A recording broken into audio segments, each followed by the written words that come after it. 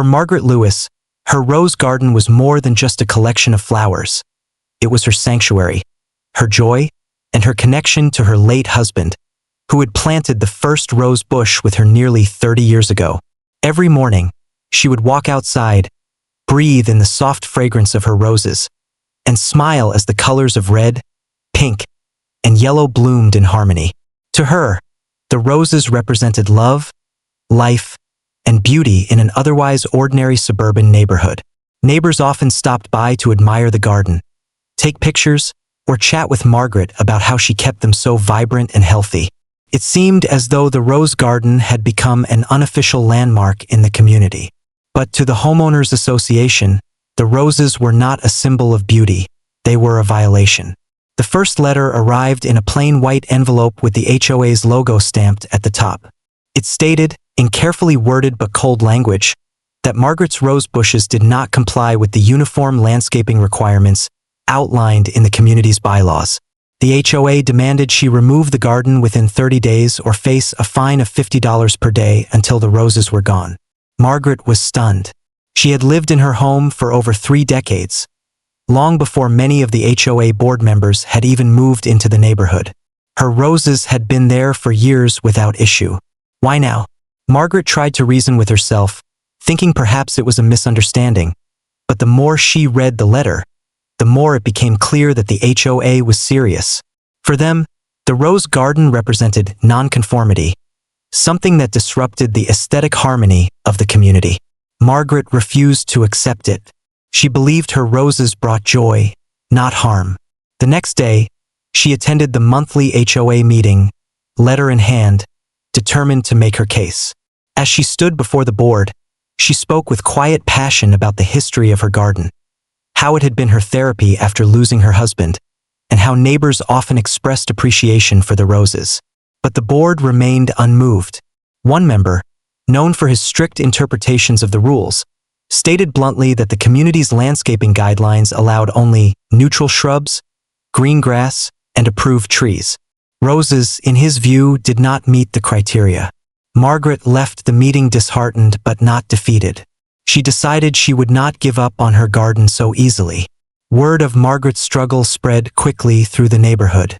Her closest neighbors, who had always admired her garden, were outraged. "They can't just make you tear this out," one said. "It's the best thing about this street." Another neighbor began circulating a petition, gathering signatures from residents who wanted Margaret to keep her roses. Within days, dozens of people had signed in support. Children who loved playing near the rose bushes even made handmade signs with messages like, "Save Margaret's roses," and "Flowers not fines." The support gave Margaret renewed courage, but the HOA seemed equally determined to enforce their rules. Soon another letter arrived, this one harsher than the first, reminding her that she was on notice and that fines would begin accumulating in less than 2 weeks if the roses were not removed. The tension in the neighborhood began to grow. Some residents feared that siding with Margaret would put them on the HOA's bad side, while others were openly defiant. Social media pages for the community buzzed with debate, with some insisting rules were rules and others accusing the HOA of bullying. Local news outlets even caught wind of the story after a neighbor shared Margaret's plight online. Reporters came to interview her, capturing footage of the vibrant rose garden and her tearful plea to keep it. "This isn't just about flowers," Margaret told them. "It's about having the freedom to enjoy the little things that make life meaningful in your own home." The publicity put the HOA in an uncomfortable position. Board members began receiving emails from people outside the community criticizing them for targeting an elderly widow over something as harmless as roses. Yet, instead of backing down, the HOA doubled down, claiming that exceptions to the landscaping rules would lead to chaos, and that enforcing uniformity was essential to maintaining property values. To them, it wasn't personal, it was about power and control. Margaret, however, was not alone. A group of neighbors organized a rose rally, gathering in her yard with signs, music, and even roses of their own.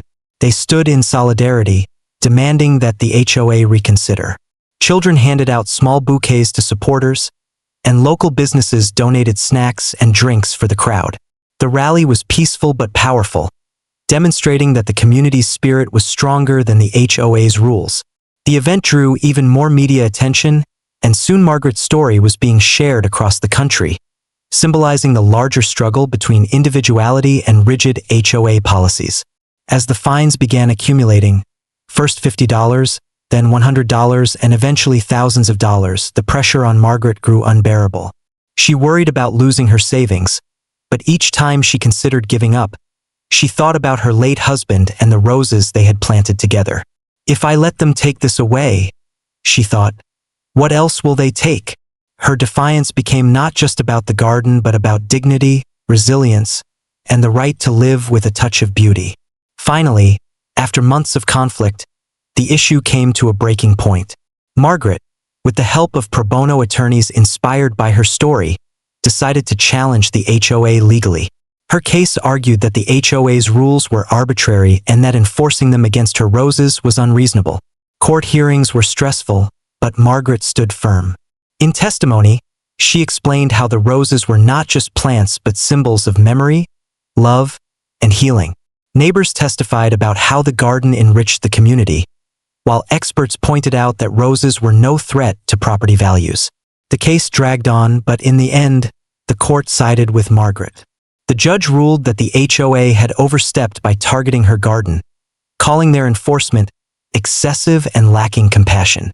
The ruling ordered that Margaret be allowed to keep her roses, and the HOA was instructed to refund the fines she had paid.